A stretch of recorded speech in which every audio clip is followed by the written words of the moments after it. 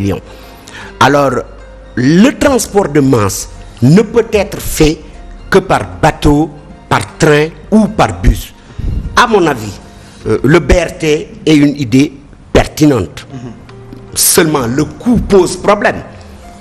Parce que certains comparent la même idée pratiquée au Ghana avec un prix extrêmement moindre comparé aux 300 milliards dépensés par l'État du Sénégal. Est-ce que c'est le même environnement? Est-ce que c'est la même trajectoire? Parce qu'ici, au Sénégal, le BRT aura son principal axe, contrairement justement à l'utilisation des routes par les autres automobiles. Non seulement ce n'est pas le même environnement, mais la question fondamentale à se poser est de savoir est-ce que l'existant infrastructurel au Ghana est le même qu'au Sénégal? Il faudra construire, aménager des routes. En tout cas, ce qu'il faudrait retenir, c'est que c'est une idée extrêmement pertinente pour pouvoir réaliser une mobilité urbaine totale et qui impactera de manière très positive à l'économie de la région de Dakar. Maintenant, c'est le coût, je dis, qui pose problème.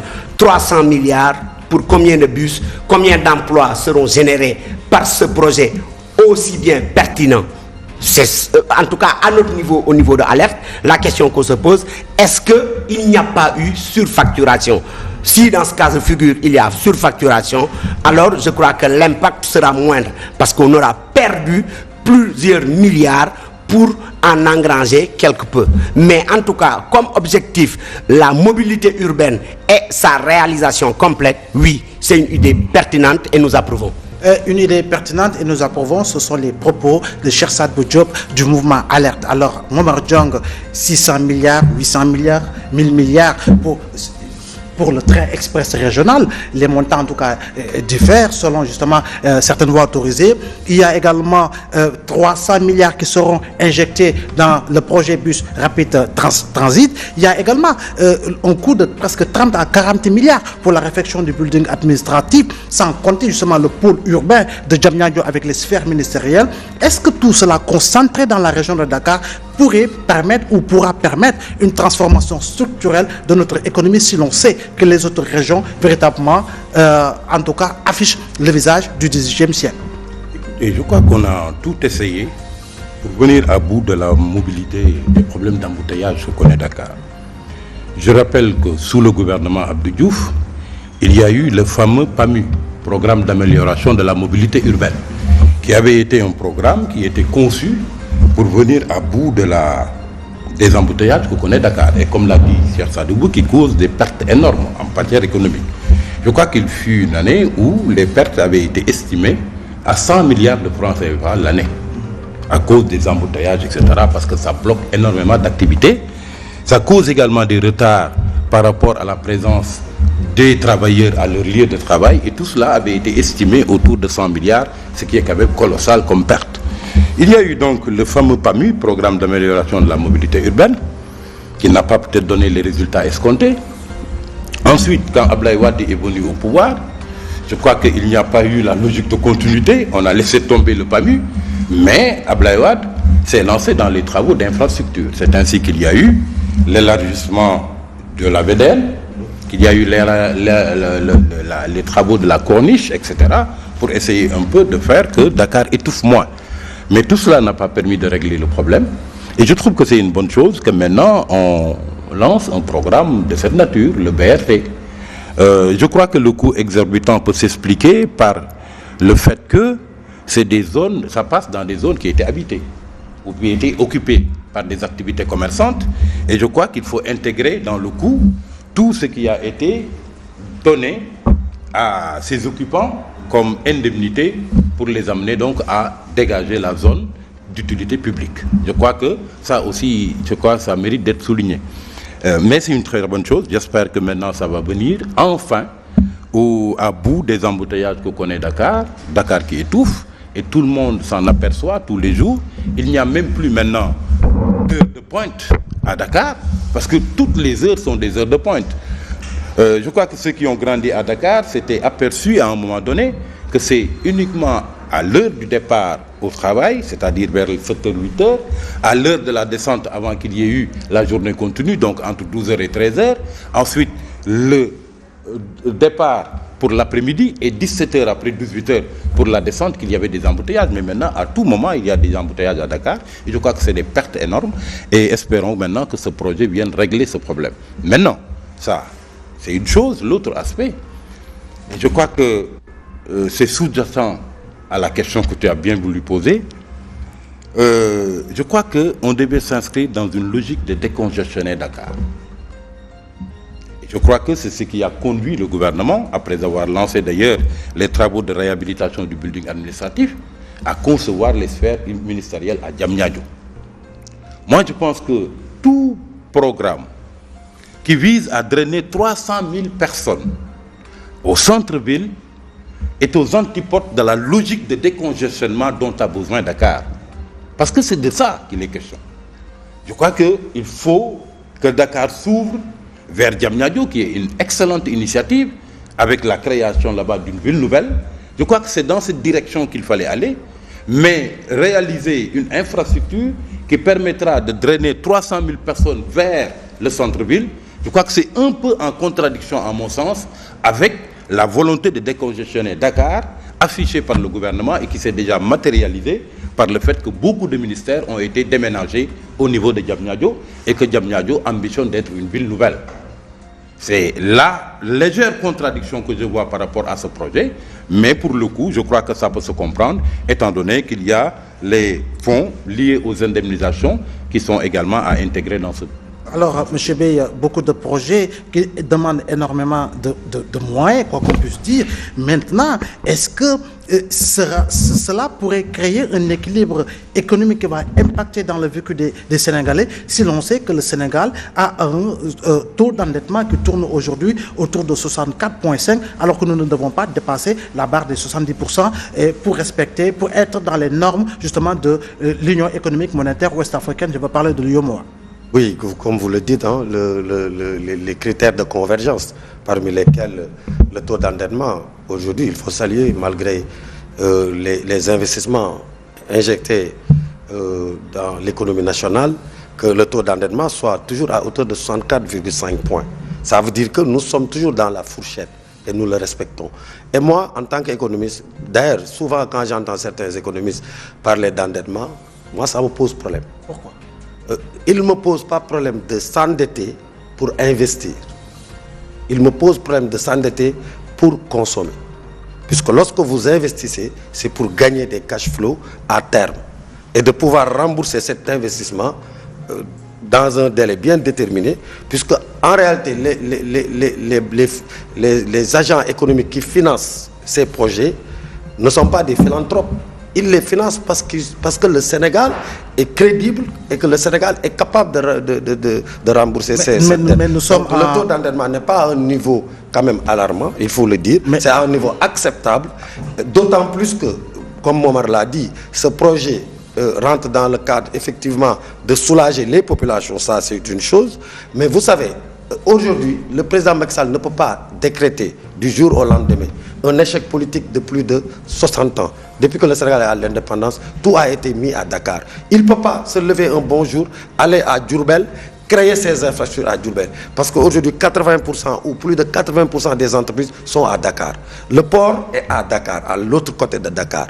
Donc, ce qui mobilise les Sénégalais qui travaillent dans ces zones, ces activités, quelle que soit la politique de créer une nouvelle ville comme Diamniadio, on le fait en douceur. On ne peut pas le faire d'une manière brutale. C'est pas possible puisqu'on ne peut pas déménager toutes les entreprises en même temps. De ce fait, non seulement il est en train de le faire avec la création du pôle de Diamniadio, en même temps, il continue de créer quand même ce projet de... Et Dakar restera quand même une grande ville qui va peut-être sur une ville économique de ce pays-là. Autrement dit, donc voilà, et je pense qu'il l'a dit, non seulement les indemnisations à faire, mais au-delà, vous savez, Dakar, la nappe phréatique est à fleur. C'est différent. L'autoroute à péage Dakar, dans la phase Dakar-Pikine, moi j'ai assisté à la construction. C'est énorme l'investissement qu'il faut faire. Donc voilà, je pense ce qui explique les 300 milliards. Et au-delà, il faut dire, le Sénégal, c'est un pays quand même qui a des institutions fortes, qui font qu'on ne peut pas faire du n'importe quoi. Chaque fois que les gens parlent de surfacturation, ça peut être c'est des situations qui peuvent exister, mais pas à un certain niveau, au niveau quand même, au plus haut niveau. D'accord, du pays. C'est des projets portés par le chef de l'État. C'est très clair. Alors là, si je comprends bien, il faut aller step by step pour un peu angliciser le plateau. Mais Momar Diong, en fait, c'est vrai que nous ne sommes pas encore dans cette philanthropie économique, pour reprendre justement les propos de M. Djibril Bey, mais nous sommes en 2019. D'ici 2024, il faudra 5 ans. Est-ce que d'ici 5 ans, nous ne risquons pas justement d'atteindre les 5,5 qui restent au Sénégal pour atteindre justement ce niveau d'endettement qui sera justement un tableau rouge? Je crois que ce qui est le plus important, c'est que ces projets qu'on a lancés commencent à être productifs. Je crois que c'est à ce niveau-là que nous avons peut-être un problème. Il y a eu Ila Touba, avec, je crois, près de 400 milliards d'investissements. Il y a eu le TER. Le TER, je crois que on croyait que les travaux étaient suffisamment avancés pour que les Sénégalais réceptionnent ça. Surtout qu'à la veille quand même de l'élection présidentielle, on a vu le président Macky Sall réceptionner un certain nombre de rames et même circuler dans une de ces rames, etc. On croyait quand même que les travaux étaient suffisamment avancés pour qu'on puisse réceptionner ce TER et que ça puisse fonctionner. Pour ce qui est du BRT, je crois qu'il y a des assurances qui ont été données quant à la société d'exploitation et les parts qu'auront par exemple les Sénégalais, le privé national, pour accompagner un peu les Chinois dans l'exploitation. Je crois que quand les programmes commenceront à être productifs, je crois qu'à partir de ce moment-là, il n'y aura pas de souci à se faire. Il y a aussi un autre aspect, je crois, qui me paraît très important, c'est le respect des délais d'exécution. J'en ai parlé tout à l'heure pour ce qui est du TER. On a vu que ça a dépassé largement quand même les délais qui avaient été impartis pour que ça soit réceptionné. On a vécu également, ce n'est pas propre au régime de Macky Sall, parce que sous Abdoulaye Wade aussi c'était pareil, avec l'aéroport de Ndiass. D'avenant en avenant, on a vu quand même que les sommes finalement se sont avérées énormes. Le même cas de figure s'est présenté avec la réhabilitation du building administratif. Il faut que les travaux qui sont lancés soient réceptionnés suffisamment à temps. D'autant qu'il y a eu au préalable des études de faisabilité, il y a des personnes qui sont impactées et qui ont été indemnisées, donc la zone est dégagée. Le président a dit qu'il voudrait, même si c'est prévu dans un délai d'exécution de 30 mois, que les Chinois s'arrangent pour le ramener à 25 mois. Je crois que c'est tant mieux. Je crois qu'une fois que vraiment on aura gagné quelque chose sur les délais d'exécution et que le projet commencera à fonctionner et à être productif, je crois qu'il n'y aura pas beaucoup de soucis à se faire. Mais je souscris totalement à ce que dit M. Bey. C'est vrai, il vaut mieux s'endetter pour réaliser des infrastructures qui, à terme, vont produire quelque chose, des rendements, plutôt que de s'endetter pour justement la consommation ou pour payer des salaires uniquement. Je crois qu'à ce niveau-là, c'est suffisamment clair. Alors, cher Sadbou, peut-être on va sortir justement de ce BRT, mais n'empêche, nous allons embarquer dans un bus rapide transit pour nous rendre dans certaines localités du pays. Mais qu'est-ce qu'il aime les métaphores? Oui, c'est là la beauté du français. Malheureusement, c'est la langue que nous avons. Ouais, nous avons appris cela à l'école. C'est tout simplement cela, Momar Diong. Alors, cher Sadbou, dans certains pays, il y a un certain rapport qui est sorti. Il faudra qu'on en parle parce qu'il y a au moins 975 000 Sénégalais aujourd'hui qui sont menacés ou qui sont touchés par la sécheresse, justement à cause justement de cette pluviométrie qui n'a pas été du tout correcte. Est-ce que cela veut dire qu'en réalité, il y a également d'autres priorités par rapport à la prise en charge du vécu quotidien des Sénégalais? Mais absolument, et heureusement que vous m'interpellez sur cette question. Aujourd'hui, je crois que nous, au niveau de l'alerte, notre principal problème avec l'actuel régime, c'est la priorité au niveau des investissements. La balance commerciale du Sénégal, elle est déficitaire. La raison, elle est simple. Nous continuons encore à importer du riz. Nous continuons à importer plusieurs denrées alimentaires. Et pourtant, nous avons un bon sol, nous avons du soleil et la pluviométrie, quoique désastreuse, encore nous aide à avoir des résultats sur lesquels nous pouvons compter pour survivre.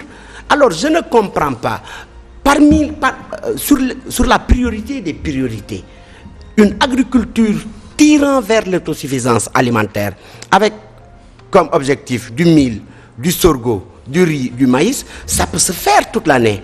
La nappe phréatique, comme l'a indiqué M. Bey récemment, est à fleur de peau un peu partout au Sénégal, excepté certaines zones. Alors je ne comprends pas que des milliards et des milliards puissent être investis dans des infrastructures au moment où le Sénégalais peine à se soigner, au moment où l'éducation qui absorbe 40% de notre budget est en crise permanente, au moment où dans un rapport que tu viens de dire tout de suite, il y a plus de 100 000 Sénégalais qui sont menacés par la sécheresse, et qui dit sécheresse dit famine. Alors, il est important aujourd'hui de dire à l'État du Sénégal que par rapport au rendez-vous que nous avons avec le futur, par rapport à cette démographie galopante, qu'il y a d'autres priorités.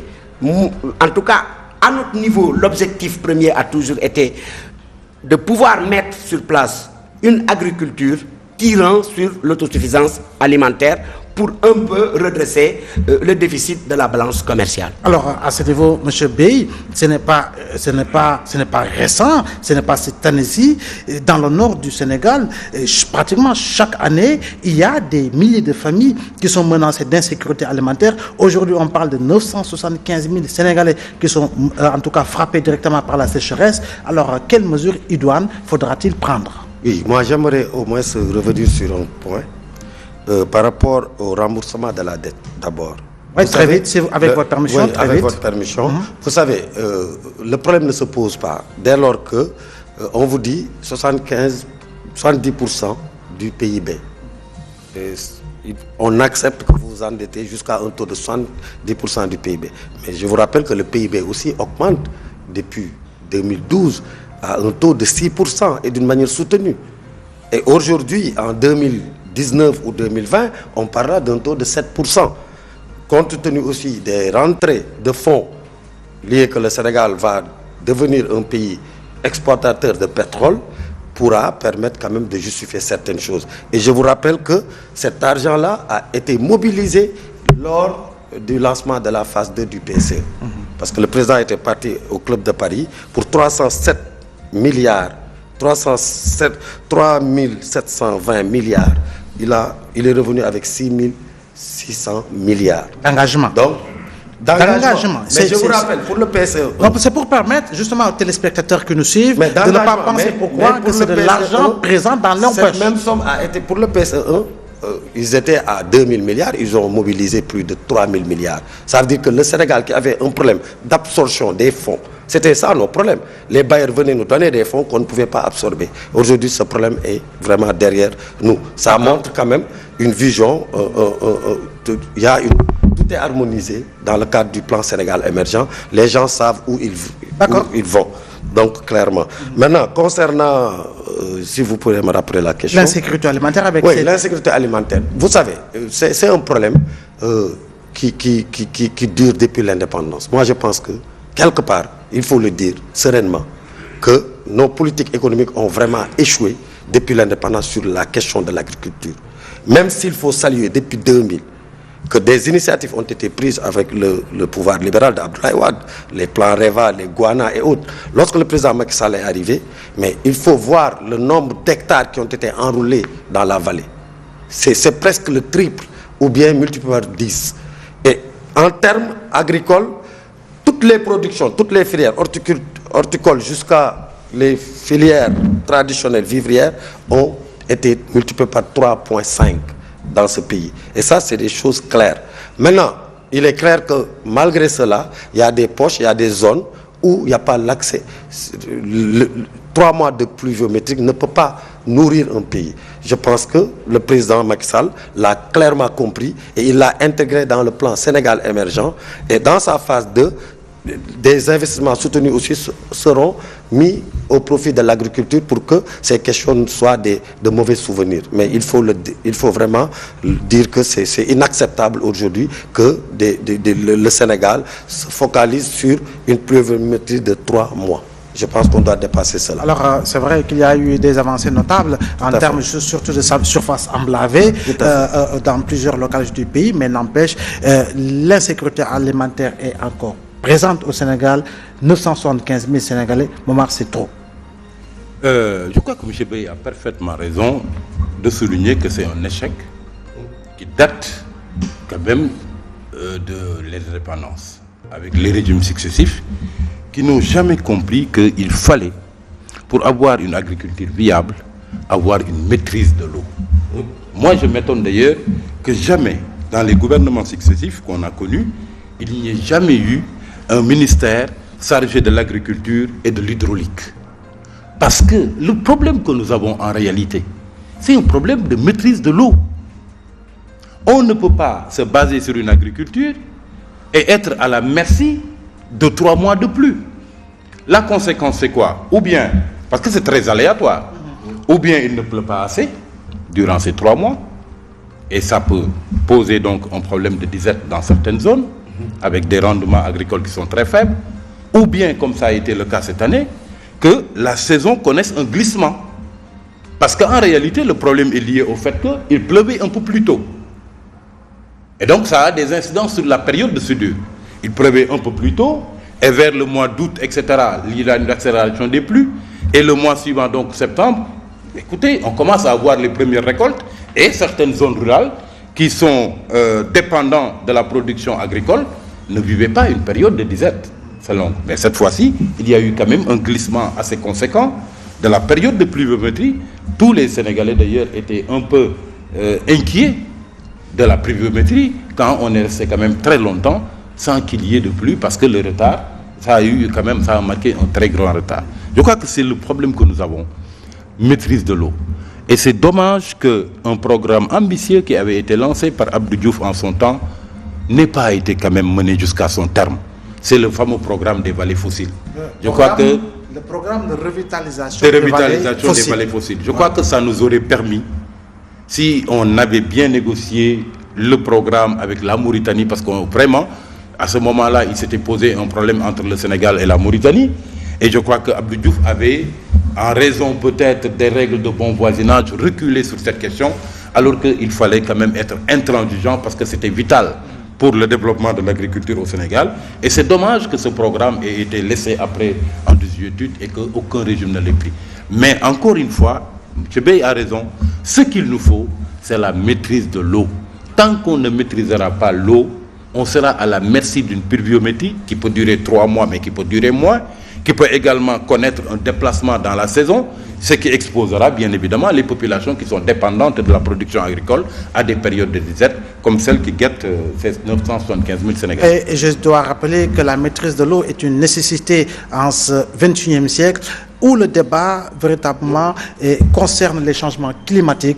En Europe, c'est des jeunes élèves qui portent le combat. Au Sénégal, c'est comme si véritablement les changements climatiques n'avaient aucun impact. Mais il faut dire que le Sénégal va abriter prochainement le fameux sommet sur l'eau, etc. Je crois qu'on devrait en profiter pour comprendre que l'agriculture est consubstantielle, encore une fois, aux questions hydrauliques. Et qu'il est temps qu'on crée un ministère dans ce pays qui associe l'agriculture à l'hydraulique pour que, de façon vraiment systémique, qu'on puisse régler ce problème, parce que tant qu'on ne l'aura pas fait, nous serons à la merci d'une pluviométrie et le problème de l'agriculture se posera. Alors, le problème de l'agriculture se posera. Espérons bien que, comme l'avait promis le président de la République, le Sénégal sera autosuffisant en riz, mais également sur d'autres produits, parce que, comme vous le savez, nous sommes déjà autosuffisants en pommes de terre. Malheureusement, nous n'avons pas les moyens de conservation, ce qui est une aberration quelque part. Maintenant, cher Sadbou, l'autre sujet aujourd'hui qui nous intéresse, c'est se demander si le Sénégal, et principalement Dakar, n'est pas devenu une plaque tournante compte tenu justement de ces énormes quantités de drogue que l'on ne cesse de saisir. Oui, M. Mbou, Dakar est devenu une plaque tournante. Moi, je ne poserai pas la question ainsi. On doit au contraire féliciter nos forces de douane et de sécurité qui, en l'espace d'1 mois, ont fait des saisies records, qui sont venus d'Amérique latine, et la police, en collaboration avec les forces de douane, ont arrêté ces grands bandits qui voulaient faire de Dakar une plaque tournante de la drogue. Il faut les féliciter. Maintenant, depuis quand est-ce que ce trafic a commencé? Qui et qui sont impliqués? Et pourquoi le choix de Dakar? Mais, à mon avis, il faudrait d'abord féliciter les forces de sécurité et de douane pour ce travail extraordinaire. Parce que arrêter en l'espace de 2 mois des milliers de tonnes de cocaïne venues d'Amérique latine, c'est pas chose facile. Parce que là où ils ont échoué au Sénégal, ils l'ont réussi ailleurs, au Mali, en Guinée-Bissau, etc., etc. Le Sénégal refuse d'être une république bananière. Nos forces de police et de douane veillent à nos frontières et j'en profite pour les féliciter. Alors, par ma voix, nous félicitons nos forces de police, mais également les douanes sénégalaises. Alors, sur cette question, M. Bey, c'est important aujourd'hui que le gouvernement, à travers le président de la République, continue de mettre les moyens qu'il faut à la disposition justement des forces de défense et de sécurité, toutes confondues, pour vraiment permettre au Sénégal de lutter contre justement le trafic international de drogue, mais au-delà, mettre l'accent également sur cette menace terroriste. Oui, tout à fait. Je pense que je vais juste prendre le même... Je vais parler dans le même sens que M. Cheikh Sadbou. Je crois qu'il faut féliciter quand même les forces de l'ordre et de défense, la douane, la police, la gendarmerie. Le Sénégal est un État organisé. Vous savez, les narcotrafiquants, c'est des gens très puissants. Leur agenda, personne ne peut le savoir. C'est eux qui décident par rapport à la position stratégique de Dakar. Ils peuvent dire, nous passons par Dakar. Maintenant, le Sénégal est en train de montrer que nous ne sommes pas un pays où c'est le désert, où tu peux faire n'importe quoi. Je pense qu'aujourd'hui, ça renforce, sans parler de politique, il faut quand même féliciter les autorités de ce pays. Puisque quand même, depuis quelques années, nous nous rendons compte de la construction de casernes de gendarmerie, des brigades de gendarmerie modernes, puisque avant tu rentrais dans les brigades de gendarmerie, mais ça posait problème. Tu disais, mais ces gens-là, ils travaillent dans des conditions extrêmement difficiles, alors que c'est leur environnement. Ils passent presque tout leur temps dans ces brigades-là. Donc il faut saluer les efforts que l'État a fait dans ce sens et saluer aussi le sens de responsabilité des autorités de la douane, de la gendarmerie, ainsi que l'ensemble de ces corps. Écoutez, ce n'est pas pour rien qu'on appelle les douaniers les soldats de l'économie. Je crois que c'est sur ce terrain qu'on les attend davantage que sur les records de recettes. Comme veut souvent les amener, c'est le terrain dans lequel veut souvent les amener d'ailleurs le gouvernement, parce que je crois que à chaque fois, la douane produit énormément en termes de recettes et participe donc pour une large part aux finances publiques. Mais je crois que c'est sur la protection de notre espace économique qu'on les attend, et c'est bien qu'il y ait des saisies de cette nature. Mais sur ce plan, moi, mon sentiment est mitigé. Je me pose une question. Est-ce que Dakar est simplement devenue une zone de transit, une plaque tournante ou une zone de consommation? J'ai un problème, parce que quand même la récurrence de ces prises montre que quand même notre pays semble être une destination prisée par les trafiquants, les narcotrafiquants. Et à chaque fois qu'il y a prise, il faut se poser la question de savoir quel est le nombre de trafics qui a pu passer peut-être entre les mailles du filet. Parce que je crois que c'est proportionnellement, par exemple, à la quantité de drogue qui passe ou qui transite par Dakar qu'il faudrait voir, qu'il faudrait analyser un peu le volume qui a été saisi. Moi, je pense qu'à ce niveau-là, ça me pose problème, parce que je commence à m'inquiéter, d'autant que l'extrémisme se nourrit également de toutes sortes de trafics, dont les trafics d'armes, dont les trafics de drogue, etc. Et quand on voit que l'extrémisme frappe dans nos portes, après avoir frappé beaucoup de pays de la sous-région, il ne faudrait pas oublier de faire le lien entre les deux. Ce qui veut dire que donc notre pays maintenant n'est pas un pays quelconque. Nous sommes dans une zone où nous sommes entourés par une ceinture de feu et ça pose problème. Donc il va falloir que nous soyons encore plus vigilants, sachant que notre pays est ciblé par les narcotrafiquants, parce que quand même la récurrence avec laquelle il y a eu ces prises montre que quand même il y a peut-être des quantités inestimables qui rentrent dans le pays, qui échappent parfois à la vigilance de nos soldats du feu, malgré toute la volonté qu'ils montrent à protéger quand même notre zone économique. Je crois qu'à ce niveau-là, j'ai un peu moins d'inquiétude à me faire, et espérons tout simplement que toutes ces prises-là montrent qu'il n'y a pas eu beaucoup qui est passé entre les mailles du filet, et que notre pays, contrairement à ce que l'on pourrait passer, n'est pas un passage facile, un passoire pour les narcotrafiquants, et que peut-être, bon, ces exemples-là permettront aussi de dissuader d'autres qui seraient tentés peut-être de passer par là. Oui, Cheikh Sadbou, très rapidement sur cette question. Moi je crois que Momar, moi j'ai suivi ce dossier depuis plusieurs années déjà, et dès l'instant qu'en Guinée-Bissau, ce qu'on appelle aux États-Unis le DEA, Drug Enforcement Agency, c'est l'agence qui lutte contre la drogue. Dès qu'il y a eu présence du DEA américain en Guinée-Bissau, ces trafiquants se sont tournés vers Dakar. Et Dakar a donné un signal fort avec ses arrestations répétées pour dire que nous n'accepterons pas que Dakar soit un centre de transit de ces drogues. Et en fait, voilà toute l'importance de mon message envers nos forces de l'ordre et envers les soldats de l'économie, c'est-à-dire les douaniers. Il faudrait les féliciter, les soutenir, les accompagner. Et même aujourd'hui, il est important de faire de la dénonciation un système dans ce pays pour éviter que Dakar ne soit pas une plaque tournante de la drogue. Parce que